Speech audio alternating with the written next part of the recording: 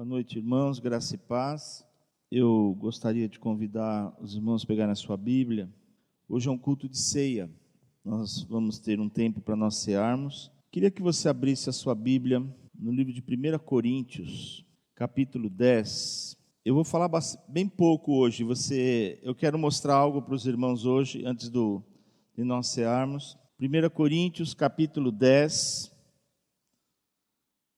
Eu quero ler um texto com os irmãos e depois nós vamos ver alguns slides e depois eu quero ver 2 vídeos. Eu não tenho o costume de passar vídeo em culto,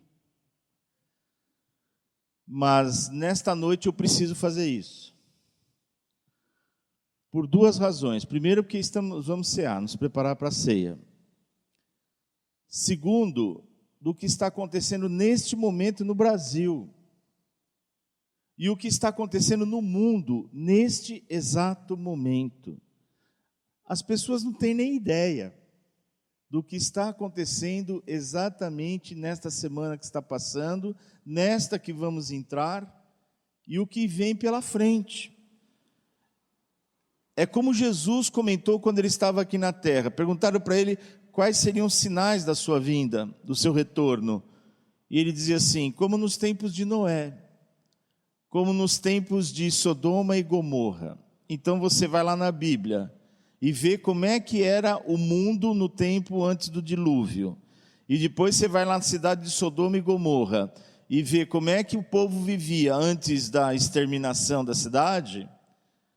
O que acontecia? Eles tinham colocado Deus de lado, Deus morreu para aquele povo.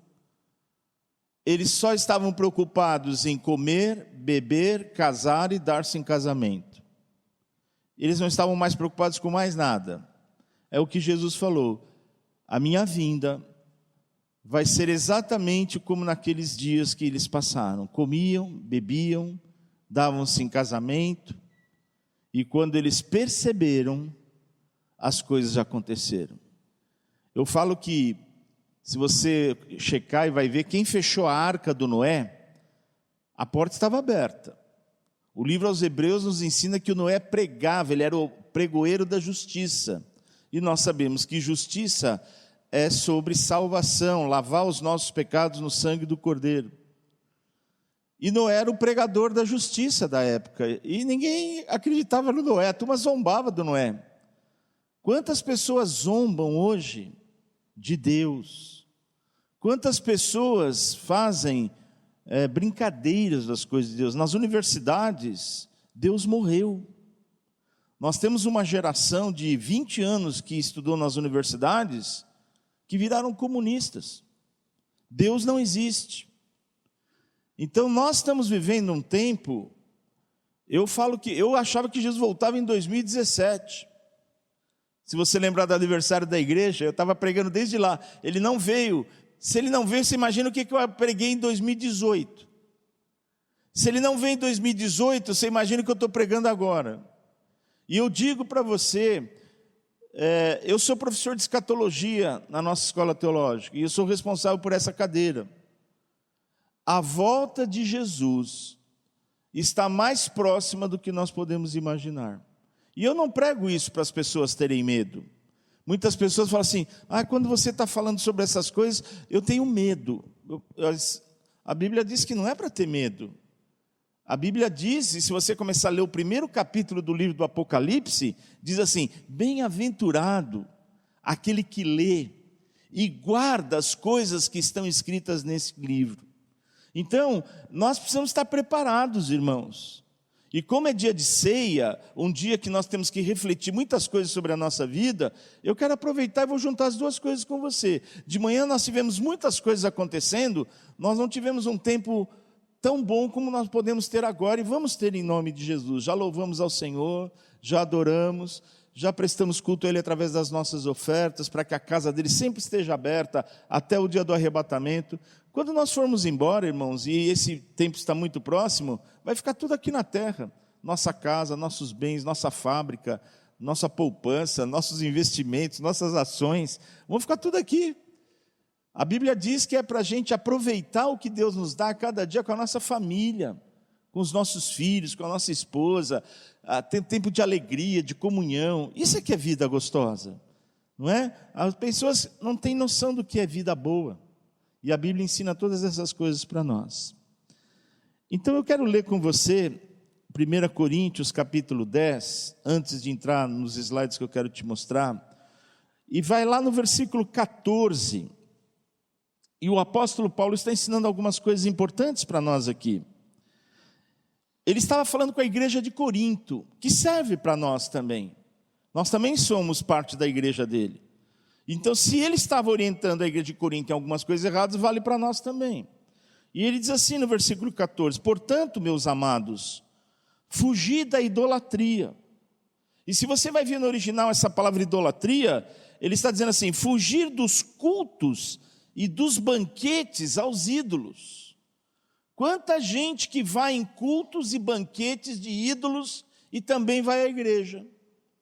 Tem gente que sai da igreja de manhã, vai no espiritismo à tarde, na macumba à noite e toma um passe antes de dormir. Tem gente que vai se envolver em festas, que no fundo aquelas festas são adorações e consagrações a deuses pagãos. O paganismo está voltando para dentro das religiões. Vou mostrar isso para você hoje. Então Paulo diz assim, e a igreja de Corinto fazia a mesma coisa. Eles iam no culto, participavam da ceia, e depois iam em outros cultos pagãos e participavam de um monte de festa, de um monte de culto, tudo consagrado a ídolos, comiam alimentos consagrados aos ídolos. Então Paulo está dizendo assim, foge destas coisas. É um tempo que nós vamos ter que fugir de muita coisa, irmão.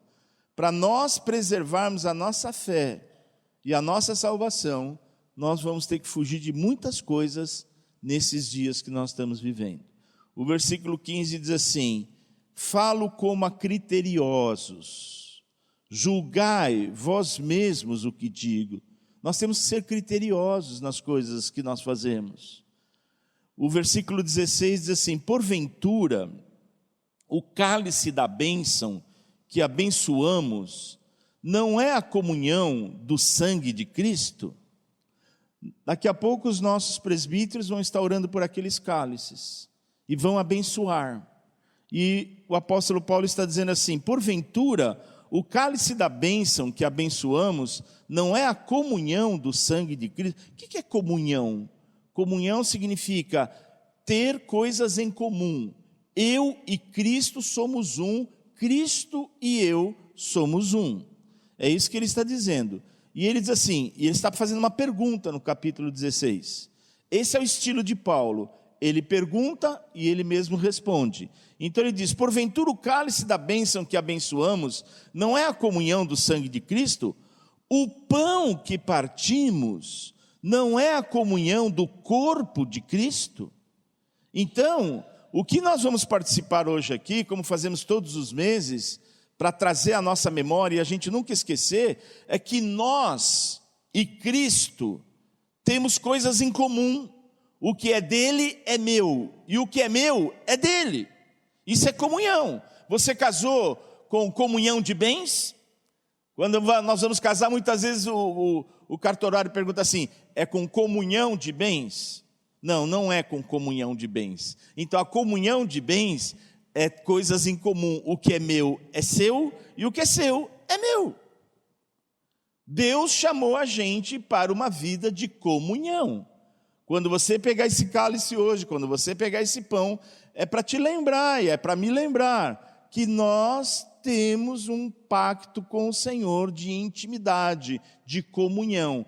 Ele levou os meus pecados e Ele me deu a vida dele. Então Ele levou todas as coisas ruins que eu tinha e eu ganhei tudo de bom que Ele tinha para dar para mim. É isso que indica isso. Versículo 17. Porque nós, embora muitos, somos unicamente um pão, um só corpo, porque todos participamos do único pão. Eu queria chamar a sua atenção para o versículo 17, porque eu prego muitas vezes aqui sobre isso que eu vou falar de novo, mas nunca eu dei o versículo para você. Hoje está aqui o versículo diante dos seus olhos. Eu sempre digo que um jovem uma vez chegou para mim e falou assim, senhor me desculpe, eu sei que o senhor é o professor da escola, mas eu sou a igreja do Senhor Jesus. Eu falei, desculpa filho, você está entendendo errado. Não tem um versículo na Bíblia que diz que você é a igreja do Senhor Jesus. A Bíblia diz que você é parte da igreja, você não é a igreja. A igreja é o conjunto de todas as pessoas que estão espalhadas sobre a terra. Eu falei, eu não concordo com o senhor. Bom, você não precisa concordar comigo, pelo menos estude a Bíblia. Aí ele falou, não concordo. Eu falei, tá bom, então vamos fazer uma coisa? Pois não. No dia da ceia lá na minha igreja, eu vou te convidar, você vem cear com a gente. Senta comigo lá na frente, no primeiro banco. Normalmente eu gosto de sentar no primeiro banco da igreja, você senta comigo. Aí ele olhou e falou assim, e o que o senhor vai fazer comigo? Nada. Eu só quero que você venha cear comigo. Não, alguma coisa o senhor vai fazer. Ele riu. Eu falei, vou sim. Ah, eu sabia. O que você vai fazer? Eu vou pedir para os presbíteros não partir o pão. Eu vou pedir para os presbíteros enfiar o pão inteiro na sua boca. Ele olhou para mim e falou assim, como o senhor é grosso, não? Eu falei, não é que eu sou grosso. Essa é a didática que você pode entender, porque muita gente quer falar coisas para as pessoas têm dificuldade para entender, mas dependendo da didática que você usa, as pessoas vão entender. Então, se você é a igreja, eu vou te enfiar o pão inteiro na boca. Você não precisa pegar um pedaço do pão. E por que você pega só um pedaço do pão? E nenhum louco, nenhuma igreja maluca vai te enfiar um pão inteiro na sua boca. Nós cortamos aquele pão, você pega um pedaço do pão. Porque o texto diz, o apóstolo Paulo diz, porque o pão inteiro representa o corpo de Cristo. Cada pedacinho é uma parte do corpo. E como nós temos um pacto, uma aliança com Deus, quando eu pego esse pedaço de pão é para lembrar que eu faço parte de um grande corpo que está espalhado sobre a terra, que é o corpo de Cristo e que tem um outro nome. A Bíblia diz que é a noiva do Senhor. E logo mais nós vamos subir e encontrar com o Senhor nos ares e vamos para uma festa de casamento. Então olha o versículo 17, por favor, de novo. Porque nós, embora muitos, somos unicamente um pão, um só corpo, porque todos participamos do único pão. Então que você lembre disso, quando você pegar esse pedaço de pão, que eu lembre disso, a minha alma, ensinar a minha alma, que eu faço parte de um corpo, eu tenho uma aliança com o Senhor. Interessante no versículo 18, que o apóstolo Paulo volta para o Velho Testamento. Pode ser que você não saiba isso, eu vou te explicar rapidamente. Mas no Velho Testamento, nem todos eram sacerdotes. Existia uma classe de sacerdotes. E os sacerdotes tinham muitas funções. Montava, desmontava tabernáculo, cuidava das coisas do templo e dos sacrifícios, porque Jesus ainda não tinha vindo. Como que eles cobriam os pecados dele? Com o sacrifício dos cordeiros. E esses sacerdotes que sacrificavam os cordeiros e pegavam o sangue e aspergia sobre o propiciatório, esses sacerdotes tinham o direito de comer um pedaço daqueles animais que eram sacrificados. Eles podiam levar para dentro do templo, num determinado lugar, e eles comiam, eles tinham o direito de comer uma parte do animal que era sacrificado. Esse era o costume que eles tinham no Velho Testamento. Hoje de manhã nós tivemos um churrasco muito bonito aqui, e eu até brinquei, conforme eu estava fazendo o culto aqui, saindo o cheiro lá do churrasco, das costelas, vindo tudo aqui para dentro. Falei, e nós também hoje vamos poder participar daquela costela gostosa que já foi sacrificado o animal, e agora eles estão já fazendo para a gente como churrasco. Falei brincando isso para os irmãos aqui, mas no fundo era uma verdade. Por quê? Porque todos nós que estamos e fazemos parte da igreja, a Bíblia diz que somos sacerdotes de Deus. Nós, igreja, pertencemos a uma classe de sacerdotes. No Velho Testamento só existia uma classe sacerdotal. No Novo Testamento, a igreja inteira faz parte de uma classe de sacerdotes. E se você é sacerdote, e se eu sou sacerdote, nós temos o direito legal de participar dos elementos do sacrifício. Jesus sacrificou na cruz do Calvário por nós. Então agora nós podemos nos alimentar do sacrifício que ele fez. Então o corpo dele, o sangue dele, que representa a vida dele, nós podemos ter o direito e o acesso de ter dentro de nós, através de uma intimidade, de uma comunhão de fé. Então olha só o que o apóstolo Paulo fala, que coisa meio maluca que é isso aqui. Versículo 18. Considerai o Israel segundo a carne. Não é certo que aqueles que se alimentam dos sacrifícios são participantes do altar? Ele está voltando para o Velho Testamento. Que digo, pois? Que o sacrificado ao ídolo é alguma coisa? Ou que o próprio ídolo tem algum valor? Antes digo que as coisas que eles sacrificam é a demônios, que as sacrificam e não a Deus. E eu não quero que vos torneis associados aos demônios. Todo sacrifício que é feito de animais, que não está ligado com o Cordeiro Jesus, são sacrificados para Deus. E esses sacrifícios, os demônios incorporam neles na hora do sacrifício. Por isso muita gente possessa de demônio, porque come e participa de rituais ligados a ídolos. E toda vez que nós nos envolvemos com os ídolos ou comemos coisas sacrificadas a eles, nós começamos a ficar possuídos por demônios. Por isso, muita gente cheia de demônio. E quantas pessoas nós conhecemos que quando chegam na igreja, por terem passado por vários lugares e participado de várias coisas, quantas não chegam possessas de demônio? Eu mesmo e minha esposa, quando chegamos na igreja, a minha esposa chegava possessa de demônios na igreja, quebrava a igreja inteira. Precisava de 6 diáconos para nos ajudar a segurar a minha esposa, para ela receber oração de libertação. Deus não quer que você e nem eu participemos de cultos e de refeições a demônios. Deus quer que você e eu participemos de cultos e refeições do Senhor. Esse é o projeto que Ele tem. O versículo 21 ainda diz assim: não podeis beber o cálice do Senhor e o cálice dos demônios. Não podeis ser participantes da mesa do Senhor e da mesa dos demônios. Nós temos que decidir o que nós queremos na nossa vida. Não dá para ser politicamente correto, ok? Não dá para a gente querer viver uma vida espiritual meio a meio. Viver um pouco no mundo e um pouco no reino de Deus. Não funciona, as coisas não acabam bem.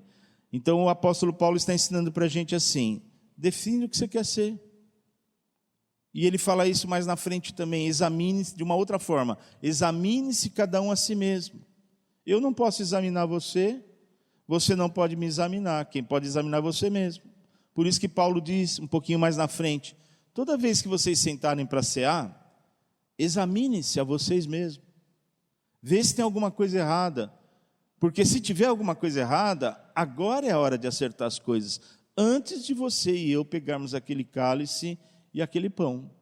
Porque na hora que você pega no cálice, você pega no pão, você está dizendo que você é participante da obra que Jesus realizou na cruz. Você está sentando à mesa com o Senhor. E o corpo dele, o sangue dele que foi vertido na cruz, é o que mora dentro de você pela fé que um dia você o recebeu como Senhor e Salvador.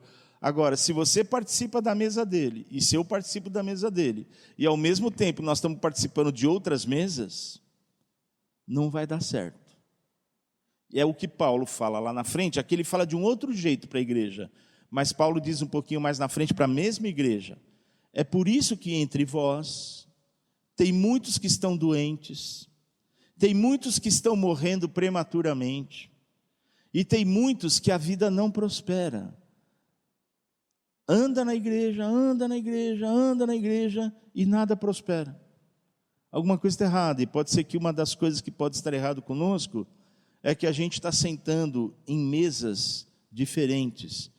E Deus não quer isso para você e nem para mim. Deus quer que você defina que mesa que você vai sentar. E chegou um tempo, por isso que eu estou preparando você pelo que você vai ouvir, chegou um tempo de definir que mesa que nós queremos ficar. Porque se a gente insistir em ficar em 2 mesas para ver o que vai dar, deixa eu dizer para você o que vai dar. Olha o versículo 21 de novo, só para você ver o que vai dar. Não podeis beber o cálice do Senhor e o cálice dos demônios. Não podeis ser participantes da mesa do Senhor e da mesa dos demônios. Ou provocaremos zelos no Senhor? Somos acaso mais fortes do que Ele? Então eu quero que você preste atenção no versículo 22, medite um pouquinho sobre ele. Paulo está dizendo assim: vocês precisam saber que Deus é amor, que Deus é justiça, que Deus é misericórdia, longanimidade, tudo isso é verdade, nós sabemos disso. Mas Paulo está dizendo assim: mas deixa eu dizer também para vocês, um outro lado de Deus, Deus também é justiça e zeloso. Não desafie a autoridade de Deus. Não brinque com Deus. Nós não precisamos ter medo de Deus, porque nas religiões, eles ensinam as pessoas a ter medo dos deuses que eles servem. O nosso Deus, não precisamos ter medo dele. A Bíblia diz que nós temos que ter temor e tremor. Temor não é medo, é respeito. Então, vamos respeitar. O mundo que nós vivemos é um mundo que ninguém respeita ninguém. Pai não respeita filho, filho não respeita pai, a autoridade não respeita as pessoas não respeitam a autoridade, ninguém respeita mais ninguém. E por nós perdermos a visão de respeito às autoridades, é que nós colhemos uma série de problemas na nossa vida. A Bíblia diz que nós não só devemos respeitar as autoridades, como nós devemos orar pelas autoridades. Agora, o versículo 22 diz assim: ou provocaremos zelos no Senhor? Somos acaso mais fortes do que Ele? Você acha que você, ou eu acho que eu sou mais forte do que Deus? Longe disso. Então é assim, é um estilo de linguagem de Paulo: não brinque com as coisas espirituais. Se você não quer nada com Deus, tudo bem, mas se você quer, ande corretamente na presença de Deus. E no tempo de Paulo, que é o nosso tempo, nós temos algo que no Velho Testamento as pessoas não tinham. Nós temos o Espírito Santo morando dentro de nós. Que privilégio! Em nenhuma outra época da Bíblia existe esse privilégio para a raça humana, o Espírito Santo podendo morar dentro de nós depois da obra que Jesus realizou na cruz do Calvário. Nós cantamos um cântico aqui tão lindo, que cantamos todos os cultos, que nós somos a sua casa. Muda as coisas de lugar. A única pessoa que pode mudar alguma coisa dentro de você e de mim é o Espírito Santo.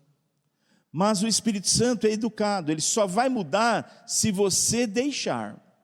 Então o Espírito Santo mostra para você e para mim o que está errado. Quem decide mudar é você. Quem dá o poder para você mudar é o Espírito Santo. Essa é a diferença antes de você aceitar Jesus e depois que você aceitou Jesus. Antes de nós aceitarmos Jesus, eu podia até saber de algumas coisas erradas da minha vida, mas eu não conseguia resolver, eu não tinha forças para aquilo. Depois que eu aceitei Jesus, que o Espírito Santo veio morar dentro de mim, agora o Espírito Santo vai mostrar para nós que a gente tem coisas erradas e a gente fala: eu já sabia, Espírito Santo, mesmo antes de eu te conhecer, eu já sabia. Agora o Espírito Santo diz para nós: agora eu estou aqui para te ajudar a mudar as coisas de lugar. E quem decide mudar é você. A hora que você tomar uma decisão de mudar, de verdade, o Espírito Santo faz assim: agora eu te ajudo. E Paulo ensina para nós isso. Ok? Então a ideia aqui é: você quer deixar o Espírito Santo mudar as coisas de lugar? É você que decide. O Espírito Santo é educado, ele mora em nós, mas ele não mexe em nós se nós não permitirmos. Essa é uma visão espiritual bíblica que toda a igreja precisa entender. Uma coisa é você ter o Espírito Santo, outra coisa é o Espírito Santo ter você. São coisas totalmente diferentes. E quando eu vi o nosso presbítero anunciando os cultos de terça-feira, nós estamos vivendo nos cultos de terça-feira momentos de aprendizado com o Espírito Santo. Não deixe de vir, irmãos. É um momento muito especial que nós estamos aprendendo. Muito bem. Quem é sacerdote pode participar dos elementos do sacrifício. No Velho Testamento, os sacerdotes comiam as carnes depois de sacrificadas. No Novo Testamento, os sacerdotes comem o pão e o vinho que representam o corpo de Cristo. Ele foi o nosso sacrifício. E quando nós comemos, nós somos participantes. E é isso que Jesus diz: quem não comer do meu corpo, quem não comer deste pão e não beber deste cálice, não tem parte comigo no meu reino. Olha que coisa maravilhosa. Mas antes de nós cearmos, eu queria dizer algo para você. Daniel capítulo 9, diz quais são as profecias, não precisa abrir agora, mas nós já pregamos sobre isso, eu já preguei aqui. Ele diz quais são os grandes sinais do arrebatamento. Ninguém sabe o dia e a hora, mas o arrebatamento virá. E o Daniel dá vários sinais para nós. E eu quero mostrar hoje para você, nessa noite, 2 grandes sinais da volta de Jesus, que está acontecendo agora. E eu quero que você veja isso. Nós tivemos uma reunião do Conselho de Pastores de Vinhedo aqui na quinta-feira retrasada. E eles me convidaram se eu podia dar uma palavra aqui. Eu falei, claro que posso. E Deus me colocou, a palavra que vocês estão recebendo aqui hoje, a partir de agora, é a palavra que nós, pastores de Vinhedo, todas as igrejas aqui, nós conversamos sobre este assunto que você vai ver. E o que me surpreendeu, que alguns pastores vieram falar assim, uau, nós estamos tão preocupados com tantas coisas lá do mundo, que nós nem estamos percebendo o que está acontecendo. Então, preste atenção nestas coisas que eu vou mostrar para você. Quer ver? Vamos passar o primeiro slide, por favor? Eu não sei quantos de vocês sabem que o Papa está convocando todos os líderes do mundo para um pacto global. Deixa eu dizer algo para você antes de você ver o vídeo.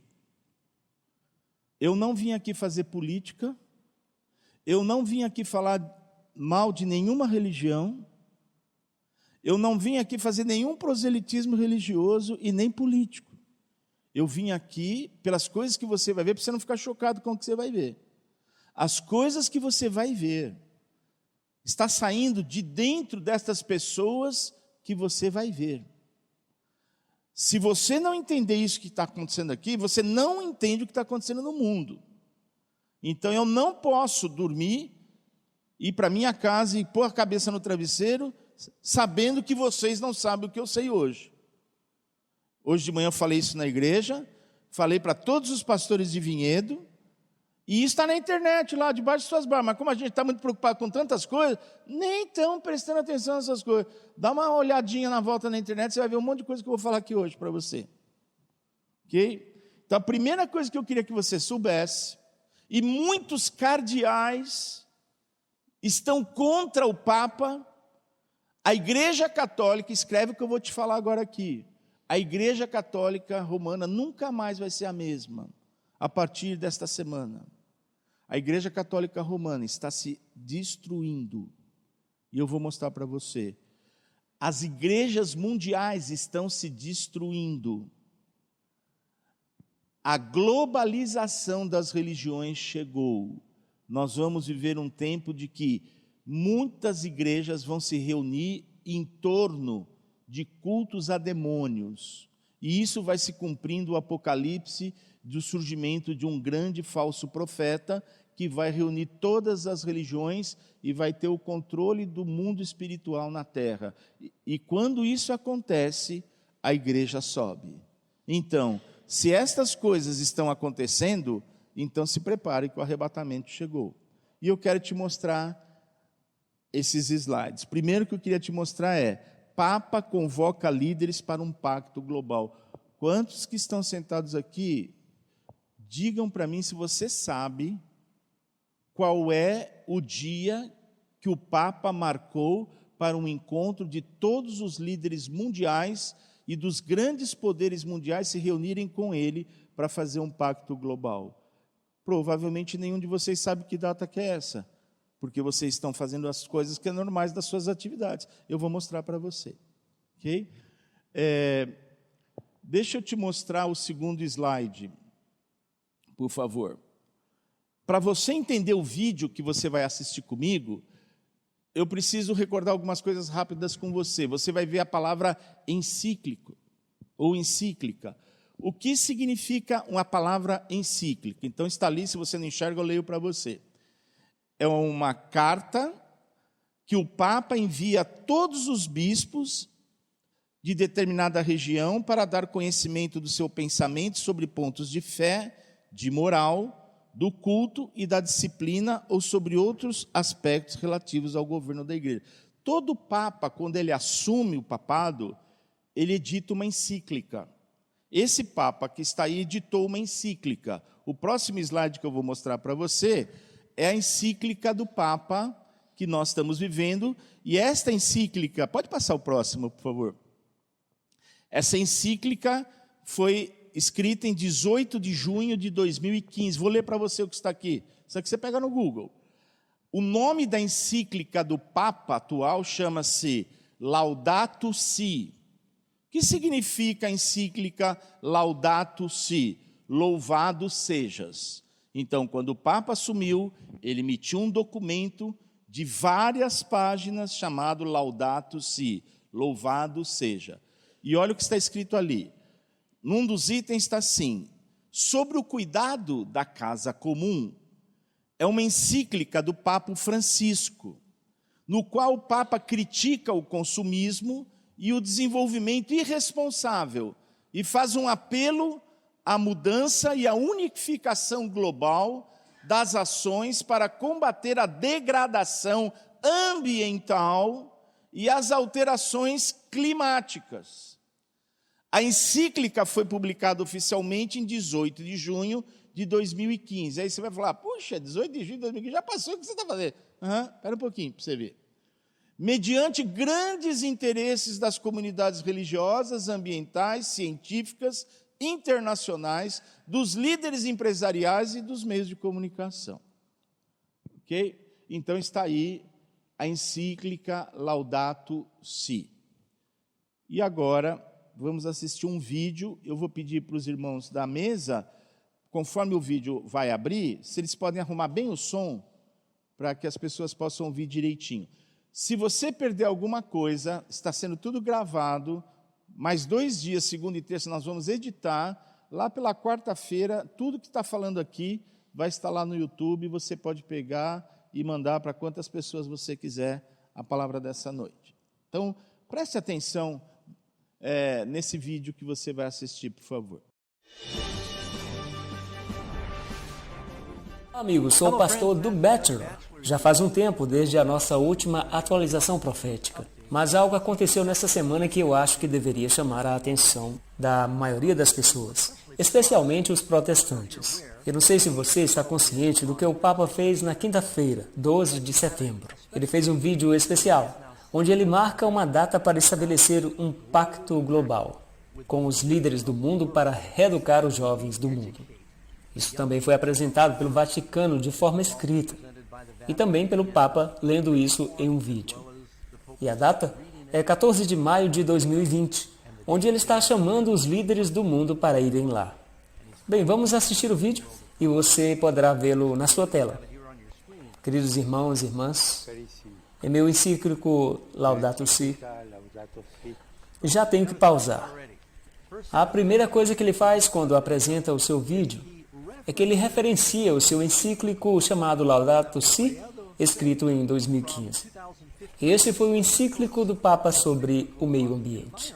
Por favor, não perca isso. Ele começa esse vídeo referenciando o seu famoso encíclico sobre o meio ambiente, que diz no parágrafo 237, a participação na Eucaristia é especialmente importante ao domingo. Esse dia, à semelhança do sábado judaico, é nos oferecido como o dia de cura das relações do ser humano com Deus, consigo mesmo, com os outros e com o mundo. É claro que todo esse encíclico sobre o meio ambiente está falando sobre o que podemos fazer para salvar o mundo e o meio ambiente e ajudar a prevenir e reverter o aquecimento global. E ele está implicando a guardar o sábado e ir à igreja aos domingos, pois querem o descanso do meio ambiente.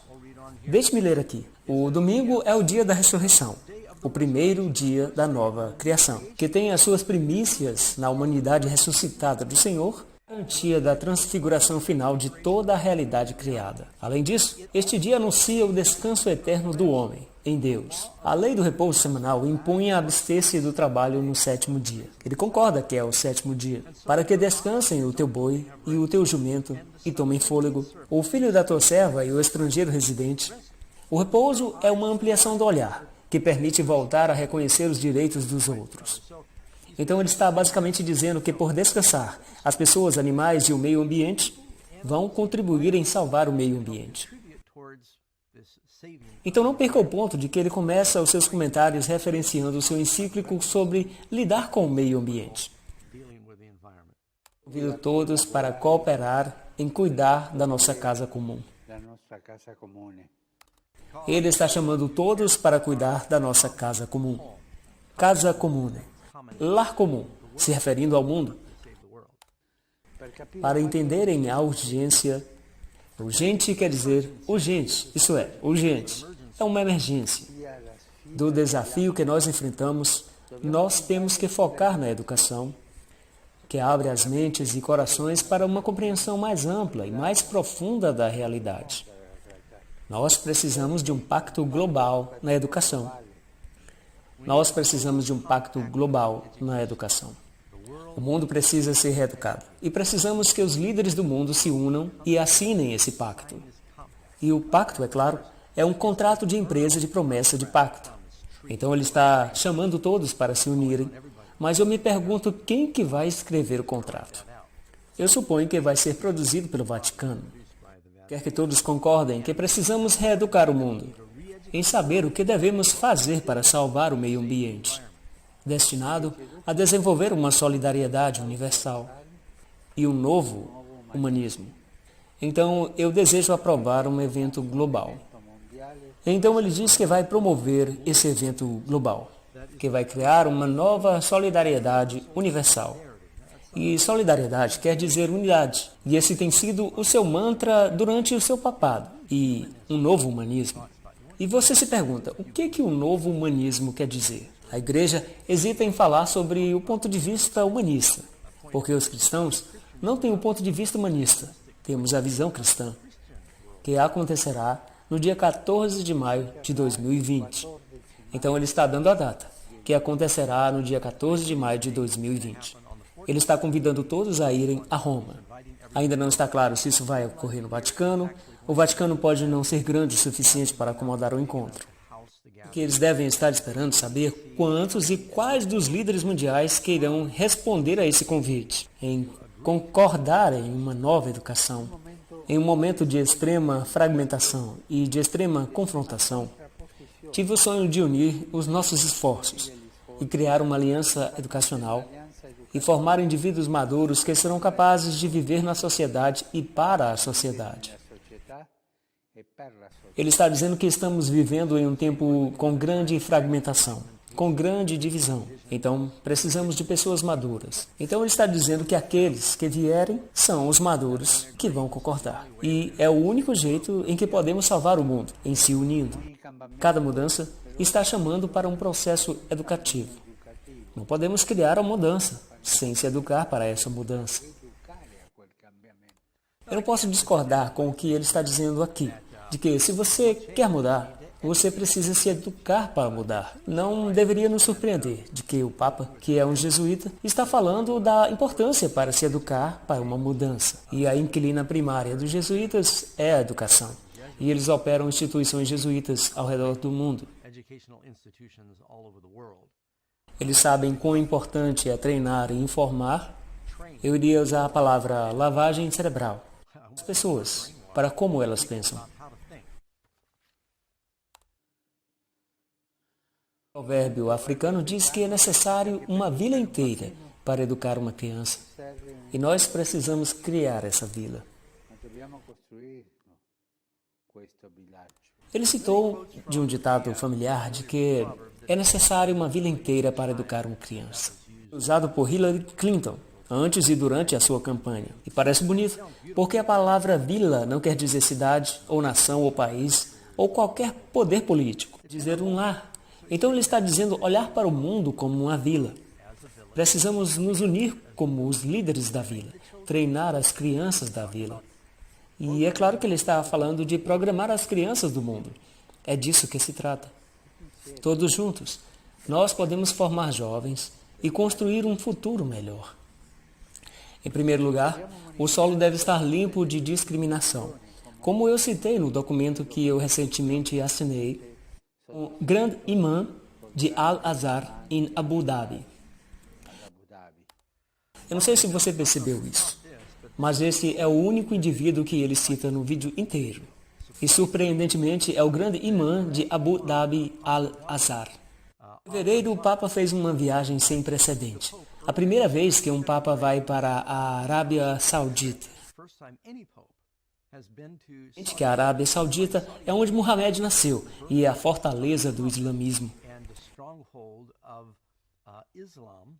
Eu já estive lá várias vezes. A maior mesquita do mundo, e eu estive lá e filmamos por lá. É incrível. Quando nós estávamos lá nos encontrando com cristãos, estávamos sob controle extremo. Você não podia se encontrar dentro da cidade. Eles põem os cristãos nesse lugar específico, fora da cidade. Mas para deixar o Papa vir, me chocou o fato de que eles permitiram isso.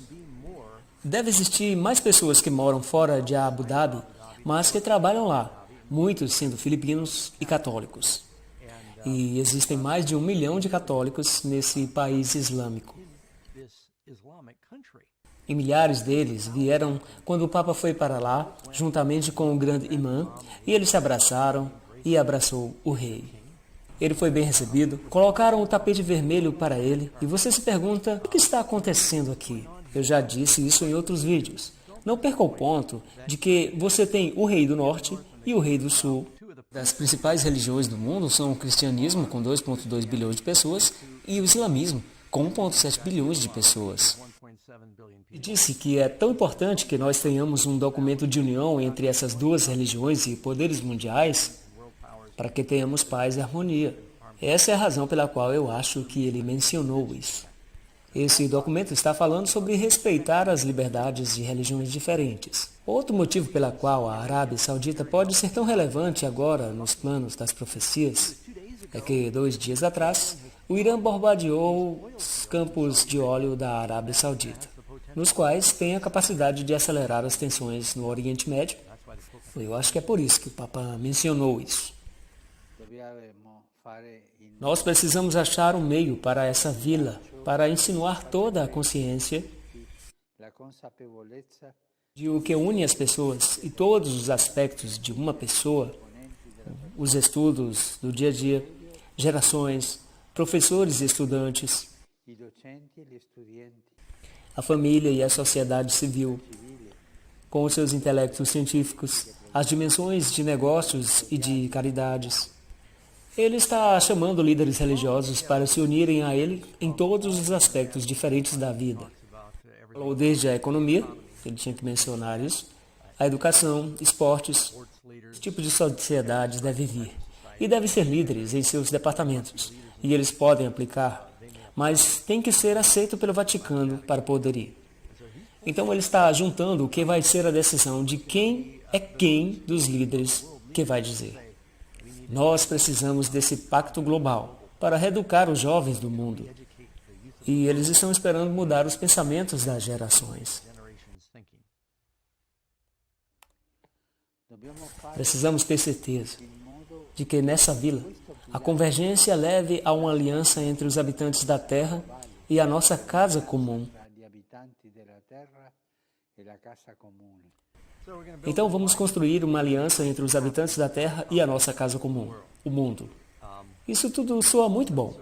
A Bíblia diz realmente que Deus irá destruir os que destroem a terra.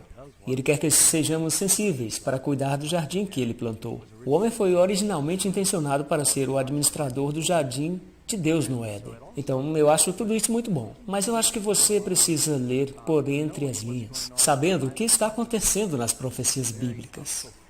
Um novo avanço profundo e impressionante na agenda do Papa em mover em direção a se juntar com as religiões do mundo e os líderes políticos do mundo e fazer isso para as crianças, para o meio ambiente. E quem pode argumentar contra isso? Soa lindo. Para que a educação traga paz e justiça, e a abertura entre todas as pessoas da família humana e diálogo entre as religiões.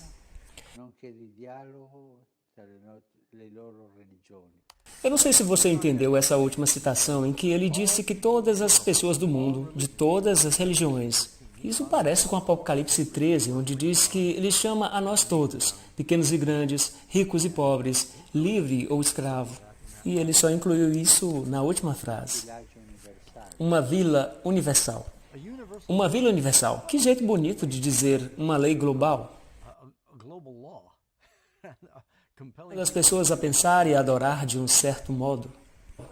É uma vila pessoal, que pertence a todos.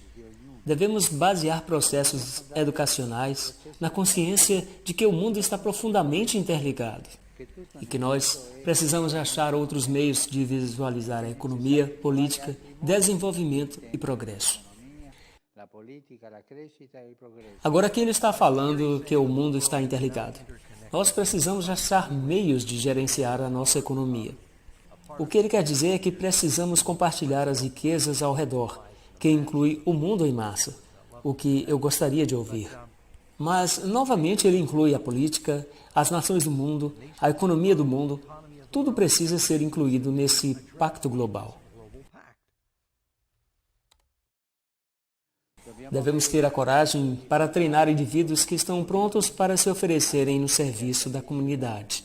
Agora, ele está falando que nós não vamos somente treinar crianças, mas vai ser um programa onde treinaremos indivíduos para treinarem as crianças.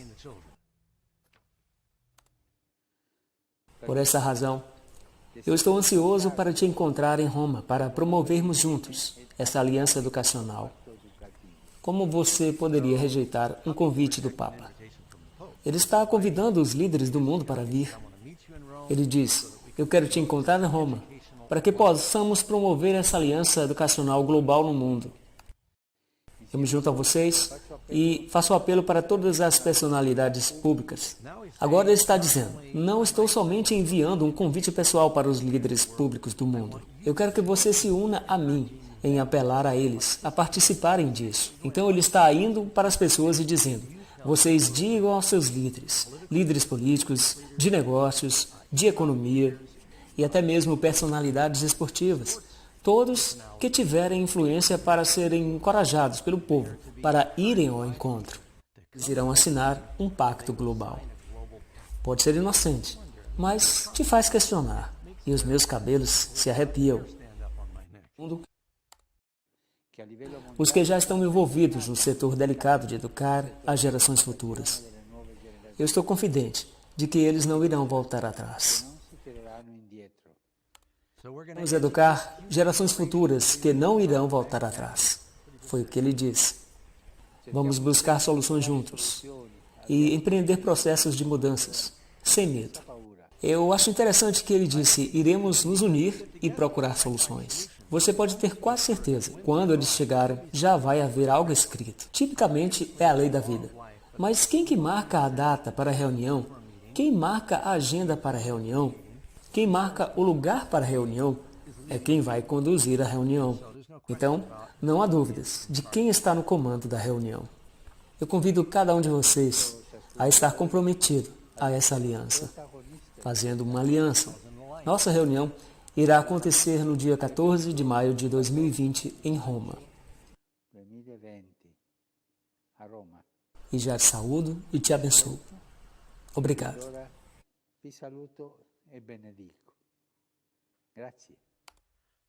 Obrigado. Ele te dá a sua bênção e diz, eu te espero lá. Esse é um apelo direto ao povo e aos líderes do mundo para virem em 14 de maio de 2020 para Roma. Talvez em uma assembleia grande, ou até mesmo no Vaticano, onde ele irá dizer: nós precisamos de um pacto global para unir o mundo, para educar nossos jovens, a ajudar a salvar o meio ambiente.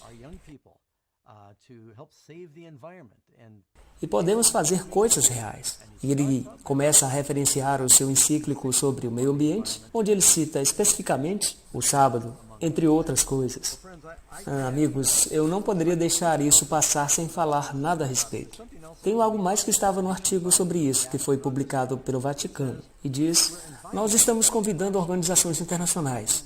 E você pode ver isso por você mesmo no site do Vaticano. Nós estamos convidando organizações internacionais, e note isso, e os grandes poderes da Terra. Isso me chamou a atenção porque parece exatamente igual ao Apocalipse 18, onde diz: porque os mercadores da Babilônia eram os grandes da Terra.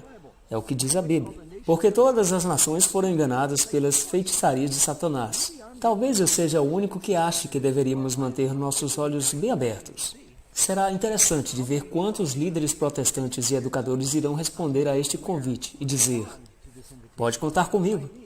Eu estou vindo, Papa. Eu gostaria de saber mais sobre esse pacto global. E nós precisamos orar e fazer abordagens. Ele nos diz que a profecia pode aparecer atrasada, mas aparecerá certamente e verdadeiramente. Acabamos de ver mais uma roda dentada se encaixando, mais um tique do relógio, mais um ding do sino do relógio profético de Deus. Isso foi o que nós vimos acontecer nesses dias, e eu quero te mostrar o próximo slide. Eles estão picando para chegar lá no dia 20 de maio em vários encontros. Eu não sei quantos aqui sabem que nesse momento está acontecendo um sínodo, chamado Sínodo da Amazônia. É um encontro entre o Papa e alguns convidados especiais para que ele possa colocar para eles como vai atingir o Laudato Si. Então, eu não sei se você está acompanhando o Sínodo da Amazônia, que está acontecendo em Roma. Começou no dia 6 e vai terminar no dia 27 de outubro. Neste sínodo, eles vão definir a nova visão da Igreja Romana, da Igreja Mundial. E este sínodo vai dividir a Igreja e vai esfacelar todos os princípios tradicionais da Igreja, porque a globalização precisa juntar todas as igrejas debaixo de um líder mundial.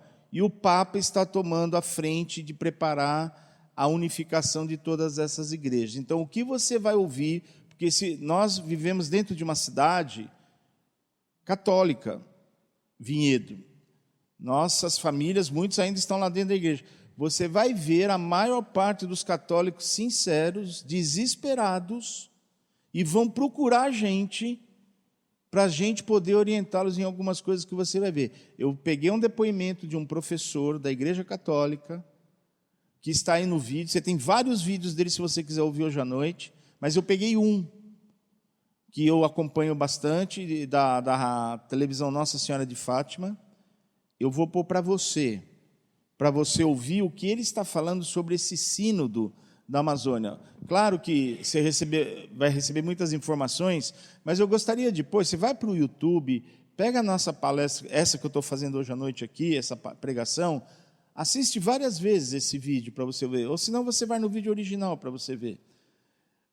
Eles vão atacar as crianças, eles estão preparando líderes mundiais para as crianças, e a estratégia que eles têm de unificar o mundo inteiro é uma falsa visão de meio ambiente e de problemas climáticos. Tudo que eles estão dizendo, porque eles estão pondo medo nas pessoas. Essa menina que está saindo pelo mundo afora está pondo medo nas crianças todas por causa de meio ambiente, e eles estão dizendo que o mundo vai acabar, que se não tomar uma decisão global, o meio ambiente vai destruir a Terra. Então, através desse meio ambiente, esse pacto global vai globalizar todas as lideranças mundiais. E isso acontecendo, segundo as profecias, eu vou dizer para você, o arrebatamento pode ser hoje, amanhã ou depois de amanhã. Então, tudo isso está acontecendo debaixo das nossas barbas, e esse sínodo que está acontecendo nesses dias é um passo para essa reunião. Então eu quero mostrar para você a palavra, 5 minutinhos isso, uma palavra de um professor da igreja romana, que os cardeais estão se dividindo nesse momento. Existe uma luta dentro da igreja romana, ok? Então vamos ver esse próximo vídeo e depois nós fechamos. Francisco convidou a ONU para participar do Sínodo da Amazônia. Gente, eu sou o professor Emílio, você está na TV Nossa Senhora de Fátima. Olha, muita gente ficou indignada quando eu coloquei aquele vídeo aqui mostrando uma entrevista que o Francisco deu no avião, dia 10 de setembro de 2019 agora, e ele disse naquela ocasião que era preciso obedecer à ONU. Nossa, muita gente ficou indignada com isso. Imagina agora que ele convidou gente ligada à ONU para participar do sínodo, veja aí. Francisco convidou bispos, cientistas, nomes ligados à ONU, representantes de igrejas evangélicas, de ONGs e povos indígenas. Dentre os convidados especiais de Francisco estão defensores do aborto e da contracepção, como o ex-secretário das Nações Unidas, Ban Ki-moon, e o economista Jeffrey Sachs, bem como os líderes dos 2 serviços de assistência dos bispos alemães que estão patrocinando o sínodo. O sínodo vai falar do quê? Religião e política. Quer mudar a nossa religião e quer se enfiar na política dos países, especialmente no Brasil, tomando a nossa Amazônia, que é a parte mais rica que tem desse corredor AAA. Já expliquei em outro vídeo aqui no canal. Tá certo? Não esqueça que hoje em dia a turma faz bonequinho no Macron e fica jogando dardinho, né? Mas o Macron foi o último lá, o presidente da França, foi o último a falar besteira. Começou com a Alemanha, né? Com aquela primeira-ministra da Alemanha. Na sequência foi para o Papa Francisco e terminou no Macron. Foi uma tabelinha, um chutando a bola para o outro, né? Isso, assim, um complô internacional cheio de gente, fazendo, assim, uma campanha nas redes sociais do mundo para exagerar que estava tendo fogo na Amazônia e o Bolsonaro não está cuidando. Então não esqueça que o sínodo tem esses 2 objetivos: político, tomar a nossa Amazônia, e ao mesmo tempo sabotar a nossa igreja de dentro. Não pode esquecer das 2 coisas, porque as 2 estão andando junto. Já reparou que a Alemanha está sempre na conversa? Foi eles que começaram a fazer pressão no caso da Amazônia aqui, que depois deu naquela palhaçada do Macron. Tá? São os bispos alemães que estão mais afoitamente ali em cima, não todos, mas estão mais ali afoitamente em cima do sínodo da Amazônia para mudar a moral católica. São os bispos alemães que estão fazendo um sínodo alemão lá, porque se aqui não mudar, né, no sínodo da Amazônia não mudar a moral, eles vão mudar lá de qualquer jeito. E agora a notícia diz aqui que são eles que estão patrocinando o sínodo. De onde vem o dinheiro desses bispos? Sendo que a igreja lá na Alemanha está indo para o beleléu. Estão com cada vez menos fiéis. Tem um dinheiro de nova ordem mundial por trás de corrupção aí que não é brincadeira, gente. O negócio está esquisito pra caramba. Veja que não bate as coisas, tá certo? E é sempre a Alemanha com esse interesse em cima da nossa Amazônia. Então, aí a pergunta que fica é a seguinte: se é para fazer um sínodo político, que não devia fazer, que a igreja não é para se meter nisso aí, se era para fazer um sínodo político, por que não tem um representante do nosso país lá? Foi vetado. Bolsonaro pediu, eles proibiram. Não pode ter representante político nenhum aqui. Então, mas o resto é político, tudo bem, aí pode. Agora, vai vendo os outros tipos que vão participar desse sínodo. Tudo convidado pelo Francisco, tá? Porque a lista foi ele que fez, vê aí. Francisco também escolheu amigos próximos e ativistas da causa gay. Um exemplo é o cardeal alemão Marx, que defende a mudança na moral católica. Mais exemplos. Cardeal Schiborny, de Viena, que organiza regularmente eventos relacionados aos gays em sua catedral. O bispo de San Diego, McElroy, que preside eucaristias gays e promoveu um homem que vive em pseudo-matrimônio gay como associado pastoral. O cardeal Bertello, que bloqueou a reforma financeira do cardeal Pell, mergulhando o Vaticano numa emergência financeira terrível. O bispo argentino Massim, que recebeu adúlteros e penitentes enquanto excluía os católicos fiéis. O bispo Sanches Sorondo, que chamou o pontificado de Francisco de momento mágico. Você entendeu? Eles vão se reunir lá para discutir política e moral católica e religião. Então, e o que eles entendem de política? Essa turminha aí de moral, eles querem mudar tudo. Eles querem mudar a religião. e querem criticar o governo. Agora, se é para ser político, o certo é ela ter um representante do governo lá, do nosso governo brasileiro lá, para ver o que está acontecendo, acompanhar as 3 semanas de discussões que vão ter lá. Até porque eles vão lançar um documento contra o nosso governo, culpando o Bolsonaro pelos 30 anos de besteira que a esquerda fez lá na Amazônia. Tá certo? 30 anos da esquerda no poder e eles não acabaram com as necessidades dos índios, eles não cuidaram dos índios, não, nada. Eles simplesmente lotearam a terra lá e prepararam para agora entregar na mão da França, da Alemanha em companhia limitada. Foi isso que eles fizeram. Por que eu mostrei esse vídeo? Primeiro que é um professor muito conhecido dentro da Igreja Romana, aqui no Brasil. Ele tem vários vídeos sobre isso, mas eu queria mostrar o slide final para você, porque ele falou, ao longo dessa palavra que ele deu, quem é que está participando nesse momento do sínodo? Bispos da Igreja Romana que ele escolheu, a dedo. Que os cardeais todos hoje estão se levantando contra, por isso a Igreja Católica vai passar por um momento de crise nunca passado e vai se dividir, certamente ela vai acabar. Ela vai passar a ser uma igreja que vai incluir dentro todos os tipos de religiões, de pagelância e tudo mais. Então, praticamente a igreja se globalizou e acabou a Igreja Romana. Vocês vão ver isso debaixo de suas barbas essa semana, as notícias que vão aparecendo. Cientistas, não sei se você vem acompanhando, a maior parte dos cientistas, eles são mentirosos e estão falando coisas que não são verdade sobre o meio ambiente e sobre problemas climáticos. Nós temos também, Deus tem levantado vários cientistas brasileiros para mostrar que muitas das coisas que esses cientistas que o Papa chamou para trabalhar junto, todas as conclusões que eles estão chegando são falsas, ok? Então nós estamos numa grande batalha.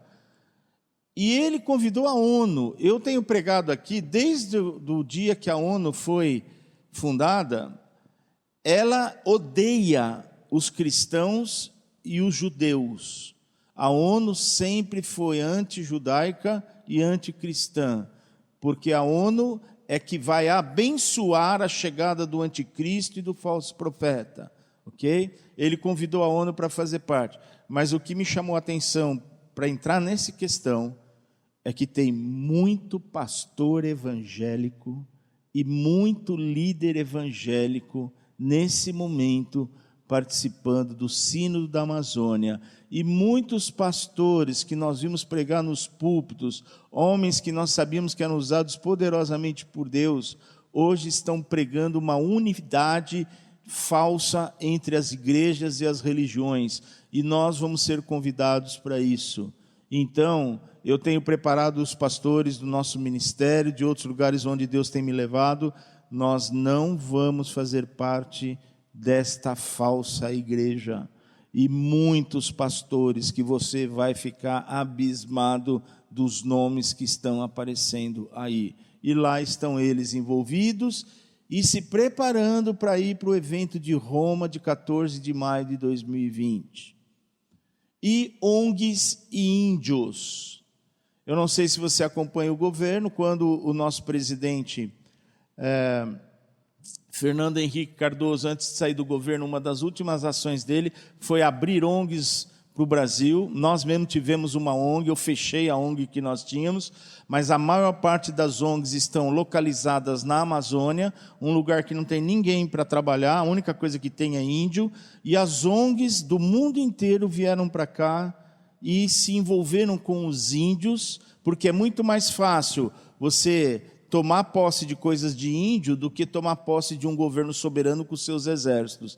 E compraram um monte de posse dos índios, eu não sei se você está assistindo, os juízes federais anulando as vendas que os índios fizeram para as ONGs internacionais, como Noruega, a França, você deve estar assistindo tudo isso. Então, o chamariz para a globalização é o meio ambiente e as questões climáticas. E agora eles estão trabalhando em cima dos índios, porque através dos índios eles podem tomar posse das maiores riquezas do mundo, que estão na Amazônia, eles falam do AAA, que começa no Andes, passa pela Amazônia e vai para o Atlântico.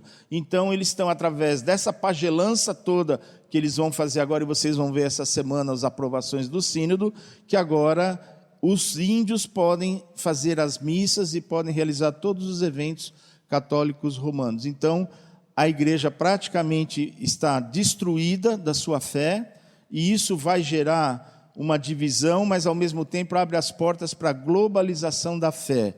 E nós precisamos estar conscientes disso, porque Deus não chamou a gente para se misturar. Ou nós vamos ficar em cima da nossa fé bíblica, ou nós vamos entrar no meio dessa globalização, e que Deus nos livre disso. Amém? Enquanto os nossos... Podemos acender a luz, nós vamos cear. Eu vou pedir para os nossos obreiros, junto com o presbítero Isaías, o irmão Rui, o Flávio Caldana e o Marcelo Campos vão preparar para nós a ceia e vamos encerrar depois. Abra, por favor, eu não posso encerrar sem te mostrar isso aqui. Isso tudo eu mostrei para os pastores de Vinhedo. Nunca eu quase estou junto nas reuniões do Conselho de Pastores, mas dessa vez Deus preparou de eu estar com eles aqui, e tudo isso que eu estou falando para vocês aqui, eu falei para os pastores de Vinhedo aqui. E antes de terminar a nossa reunião com os pastores, eu li esse texto aqui que eu queria ler com você, e nós vamos cear. Abra sua Bíblia, por favor, em Efésios, capítulo 4. E vocês vão entender um dia, mais um pouquinho à frente, você vai lembrar desse culto dessa noite. Você vai receber um convite para fazer parte de uma igreja globalista de inclusiva. Se prepare, porque você vai receber esse convite. A decisão é sua, ok? Mas pense bem aonde você vai pôr o seu pé. Eu sempre tenho falado para os nossos pastores, eu não estou preocupado com quantidade de pessoas, nós temos que estar preocupados com qualidade de pessoas. Se precisar voltar, como nós iniciamos o trabalho, que foram nas nossas casas, por pregar a palavra de Deus verdadeira, para mim não tem problema nenhum. Porque fazer igreja para 5 mil, 10 mil, 15 mil, 20 mil pessoas, para ensinar as coisas que não estão na Bíblia, Deus não nos chamou para isso. Eu tenho trabalhado assim com os nossos líderes, e quero que você saiba disso. Ok? Então, leia comigo, por favor, Efésios 4, acompanhe na sua Bíblia, por favor, 4 versículos. Rogo-vos, pois eu, o prisioneiro do Senhor, que andeis de modo digno da vocação a que fostes chamados, com toda humildade, mansidão, com longanimidade, suportando-vos uns aos outros em amor, esforçando-vos diligentemente por preservar a unidade do Espírito, com letra maiúscula, no vínculo da paz. Unidade é uma coisa, união é outra. Unidade é um, união é mais que um. Quando a gente se junta com mais pessoas que não estão em unidade, na verdade nós estamos fora da verdadeira unidade que o Espírito Santo quer. Porque o que nós vamos ver é uma união de igrejas e de globalização da fé. Nós não vamos entrar nisso. Porque, sabe o que é a unidade do Espírito? Está aqui, olha, o versículo 4. Há somente um corpo e um Espírito. E este corpo é o que você vai fazer parte hoje aqui. Quando você pegar esse pedaço de pão, quando você pegar esse cálice de vinho, é para lembrar você e eu que nós temos um pacto, uma aliança com Deus. Que existe um só Deus, um só Senhor, um só Salvador, uma só fé e uma só palavra. Então, olha o versículo 4. Há somente um corpo e um Espírito, como também fostes chamados numa só esperança da vossa vocação. Há um só Senhor, uma só fé, um só batismo, um só Deus e Pai de todos, o qual é sobre todos, age por meio de todos e está em todos. Essa é a palavra que nos guia. Esses são os nossos princípios de fé. E nós não vamos abrir mão, nem que custe a nossa vida. Porque nós nunca vivemos tempos de perseguição no Brasil. Mas se porventura tivermos, e não vamos ter, vou te dizer por quê. Porque Deus deu a vitória de nós colocarmos um presidente que pode ter um monte de defeitos, mas ele não tem. Ele ama a Deus, ele ama a família, ok? E ele trabalha pela liberdade dos princípios morais judaicos cristãos. E é por causa disso que você vai ver com seus olhos que o Brasil vai ser um dos refúgios desses dias finais. Você vai ver a quantidade de pessoas que vão fugir dos países perseguidos por essa globalização espiritual e ainda vão vir parar no Brasil antes do arrebatamento. O arrebatamento é a qualquer momento, mas vocês vão ver com os seus olhos a quantidade de pessoas. Isso aqui é um refúgio. E eu não sei se você sabe disso. Ontem eu fui no batismo com uma camiseta escrita atrás assim, Barzilai. E fui com a camisa do Brasil, da seleção brasileira. Barzilai é o nome verdadeiro do Brasil, que era da onde surgiu a palavra pau-brasil. Barzilai foi um homem que ajudou o rei Davi nos momentos mais difíceis do reinado dele. E o Brasil foi também descoberto por judeus e que trabalhavam, e muitos chamavam-se Barzilai, da onde vem aquele nome pau-brasil, é pau-Barzilai ou pau de ferro. Então é assim, o Brasil tem uma vocação espiritual. Nós vamos ajudar pessoas no mundo com missionários, com alimento. Por isso você está vendo algo grande no Brasil que você nunca viu na sua vida. E você vai viver. É um tempo de evangelizar, é um tempo de ganhar almas para Jesus. Nós estamos pondo a igreja toda para falar de Jesus, ganhar seus parentes, é tempo de orar, é tempo de buscar a Deus. Mas fique firme, você pode ter suas festas, seu trabalho, mas não esqueça da presença de Deus. É muito importante nesse momento para a nossa vida. Amém? Então, vamos cear em nome de Jesus.